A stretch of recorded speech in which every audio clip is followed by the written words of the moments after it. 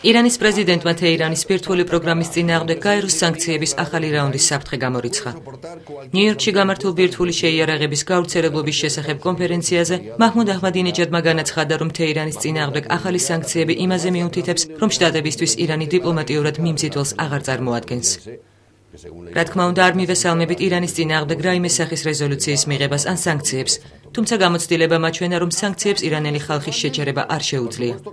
ირანელ ხალხს შესწევს იმის ძალა, რომ შეერთებული შტატებისა და მისი მოკავშირეების ზეწოლის ქვეშ პროგრესს მაინც მიაღწიოს, განაცხადა აჰმადინეჯადმა. გაეროს უშიშროების საბჭომ ისლამური სახელმწიფოსთვის სანქციების დაწესების საკითხის განხილვა მას შემდეგ დაიწყო, რაც შეერთებულმა შტატებმა ირანი ატომური არსენალის მშენებლობაში დაადანაშაულა.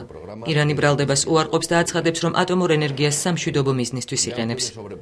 მიუხედავად გაეროს და შეერთებული შტატების კრიტიკისა, ირანის პრეზიდენტი ატომური იარაღის გავრცელებლობის შესახებ შეთანხმებიდან გამოსვლას არ აპირებს.